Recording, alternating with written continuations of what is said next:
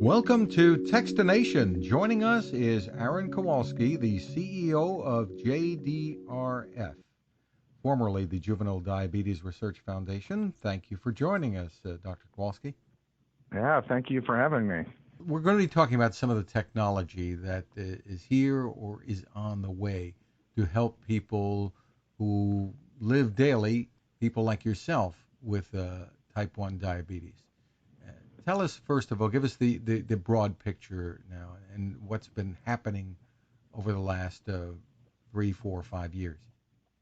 Sure. So I am here at JDRF, and we're focused on type 1 diabetes, the autoimmune form of diabetes, but either form causes high blood sugar, and high blood sugar causes diabetes complications. So while our ultimate goal is to cure type 1 diabetes, we want people to be healthy when we get there.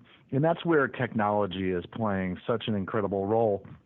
My brother and I both have T1D, type 1 diabetes, and back in the day, we poked our fingers many times a day. In fact, my brother, even when he was diagnosed, was urine glucose testing. We didn't even have the ability to test blood sugar yet. And here we are today with what we call artificial pancreas technologies coming to the market and on the market, which is something I'm really proud of because they are changing diabetes outcomes for the better. And it's really just an amazing revolution that's happening right now.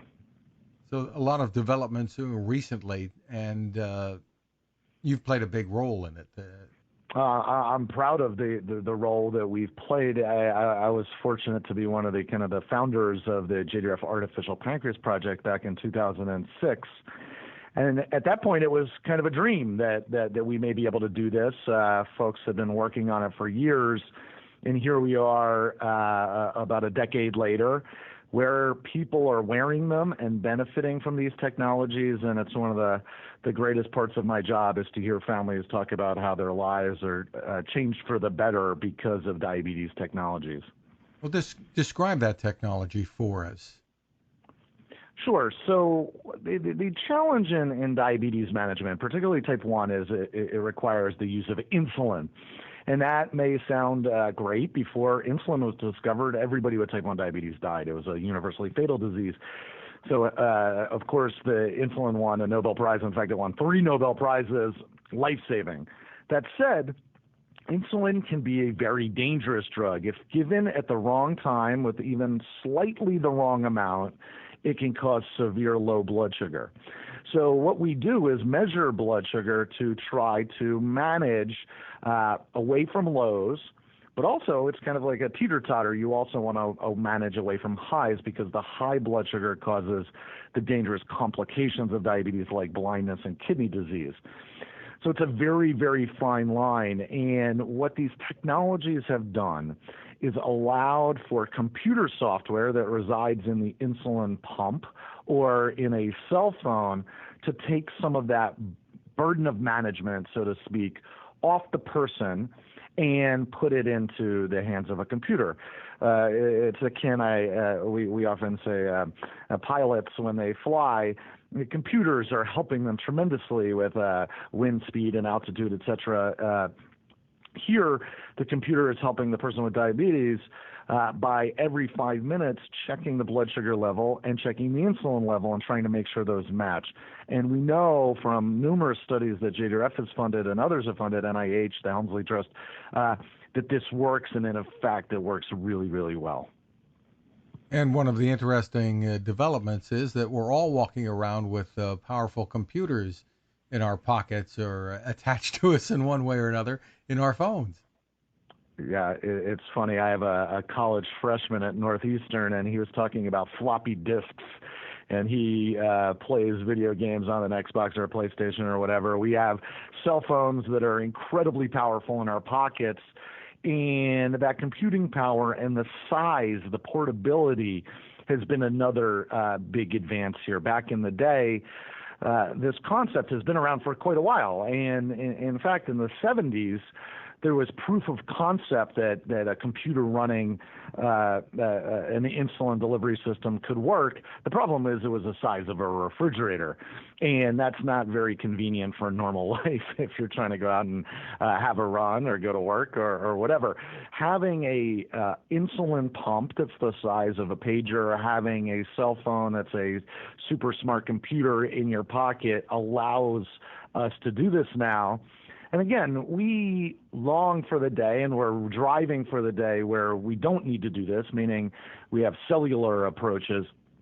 But in the meantime, these systems reduce highs and lows for people with diabetes, and the highs and lows are what can be so dangerous. What's on the horizon now that might be poised to change things? Well, one of the initiatives, and I'm going to stick with tech here for a second because it's just a really incredible kind of what's happening, is JDRF and the Helmsley Trust, which is a very important partner of ours here in New York City, have been funding an initiative that will allow for plug-and-play of diabetes devices. So we funded a not-for-profit company called Typool, who are made up of people with diabetes who come out of the tech industry. An amazing guy named Howard Look, who came out of Amazon, and his partner is a guy named Brandon Arbeiter, who was at Fresh Direct here in New York. And they've taken that tech lens into diabetes because of personal connections. And what they're creating is actually piggybacking off an amazing movement we call the do-it-yourself movement in diabetes, where people have reverse engineered their own closed-loop systems, which is amazing. And in fact, my brother and I have been using these to one of these systems called Loop for over 2 years now.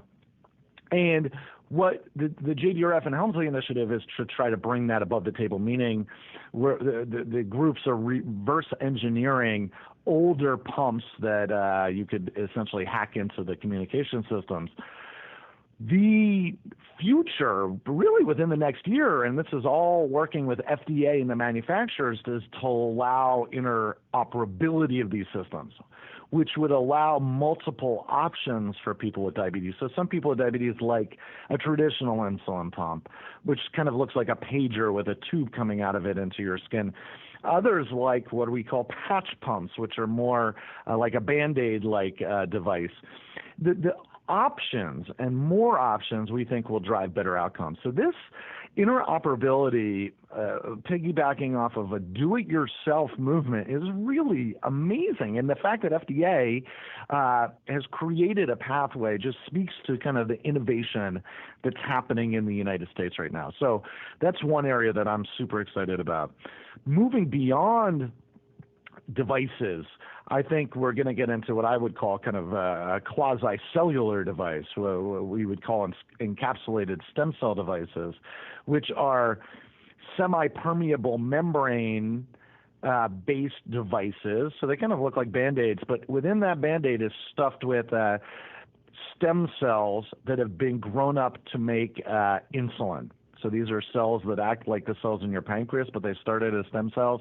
And this really has the potential to revolutionize diabetes, because then you would get an implant of these cells maybe yearly, maybe every other year, and not have to wear a device. And that would be approaching a cure, I think.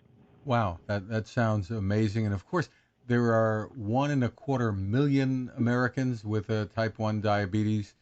And how do we make sure that as these things are developed, as they arrive, that they're available to everyone and affordable for everyone?